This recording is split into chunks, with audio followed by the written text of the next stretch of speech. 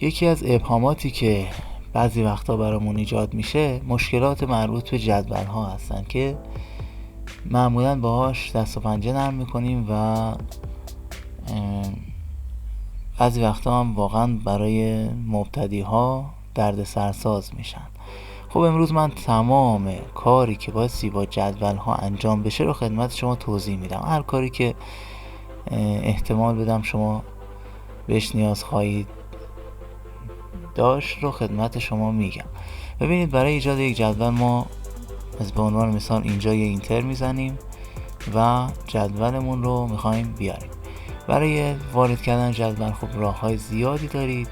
مرسوم ترینش اینه که از قسمت اینزرت تیبل رو انتخاب کنید. هم میتونید به کمک این گزینه، یعنی اینجا اینزرت تیبل، هم میتونید تعداد ستون‌ها و سطرها رو بهش بگید و هم میتونید اینجا به صورت گرافیکی که نمایش داده میشه بهش بگید مثلا آقا من 3 تا ستون میخوام و 8 تا سطر میخوام. اینا رو به این شکل بهش معرفی بکنید. اگه این کار خواستید سطر ستون رو اضافه بکنید، از این قسمت ها میشه ستون ها رو اضافه کرد، از اینجا میشه سطر ها رو اضافه کرد. از این بالا وقتی نگه دارید موتور این علامت ها برای شما میاد. این که ببینید صدام گرفته، من امشب خیلی خستم، ولی گفتم هر طور شده جلسه این هفته هم ضبط کنم که شاید بعضی از شما عزیزان منتظر باشید و با توجه به قولی که دادم به موقع این ویدیو رو تهیه کردم. خب بریم سراغ جدول ها. بنابراین به این شکل میتونستیم موردی رو اضافه یا کم بکنیم. اگه خواستیم، حالا من این مطالب اینجا رو بیارم داخل همون جدول که از اینها استفاده کنیم. خب کنترل سی و اینم جالب. برای جدول اگه خواستید قسمتی از ماجرای اینجا رو بیارید بالا، اگه توی سلول کلیک کنید اینجوری میشه. کنترل و وی، ببینید اینا اصلا به هم ریخته شد و خیلی اشتباه شد. کنترل زد برگردیم به حالت قبل. بنابراین بخواید همه رو چیز کنید باید سی انتخاب کنید اون محدوده جدولتون رو و بعد کنترل وی بزنید که موارد بیان سر جای خودشون قرار بگیرن. اینجا هم که میبینید اینا جا به جا شدن، دلیلش اینه که این جدولی که پایین بوده زمان ایجادش چپچین ایجاد شده و این جدولی که الان ساختم زمان ایجاد راستچین انتخاب شده. به خاطر همین اینها جاهاشون با هم جا به جا شده. جای عرضم به خدمت شما که ردیف و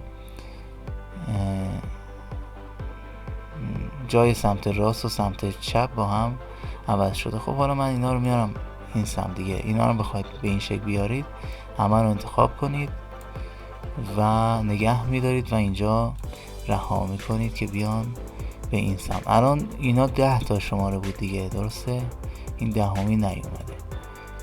خب این هم دیگه کپی میکنید اون بالا، یعنی یکی باید اضافه میشد اینجا به این آخر، یکی باید اضافه بشه.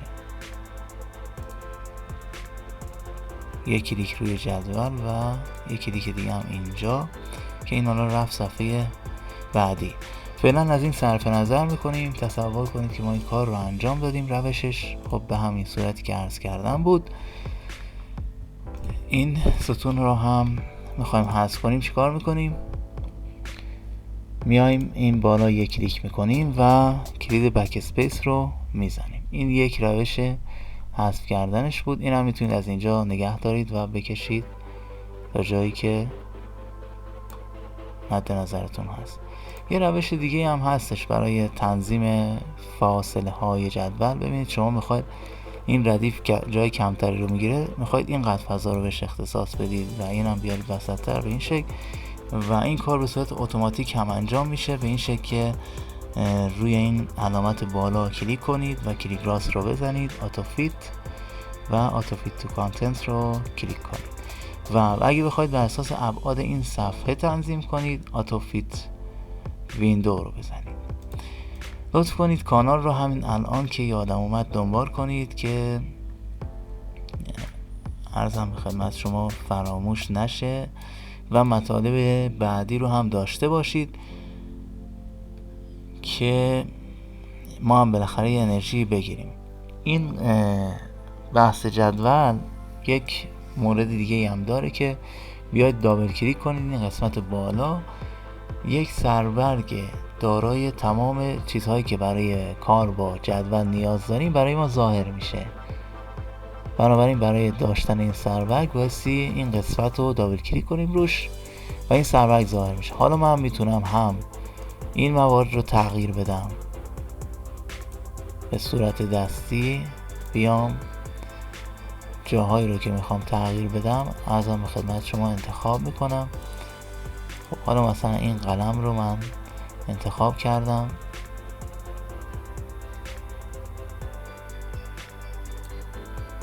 خب این بالا به این شکل جا به جاش. حالا برای بقیه هم همین کار رو انجام میدم. میبینید که هر طرحی یا هر چیزی که بخواد رو میتونید اینجا ادامه بدید و به جز این مرحله حالا من از این خارج بشم، با یک کلیک راست میتونیم دابل کلیک کنیم این قسمت. وقتی دابل کلیک کنید این جدول استایل جدول ها، این تیبل استایل براتون ظاهر میشه. خب حالا میتونید هر کدوم از اینها رو که مد نظرتونه انتخاب کنید. من این مورد رو انتخاب میکنم. ببینید به این شکل جدول تغییر شکل داد. و یه مورد دیگه هم در کار با جدول ها هستش که مجدد این قسمت رو کلیک کنید. بعضی وقتا که جدول خیلی پرحجمه و متن‌های زیادی داخلش نوشتید، برید تو قسمت سربرگ لایوت و نمیخواد که یکی یکی اینا رو چپ چین راست چینش رو درست کنید، یک کلیک این بالا انجام بدید و همه رو بزنید وسط چین که همه بیاد وسط قرار بگیره. در سل مارجینز هم کاربرد این برای چیه؟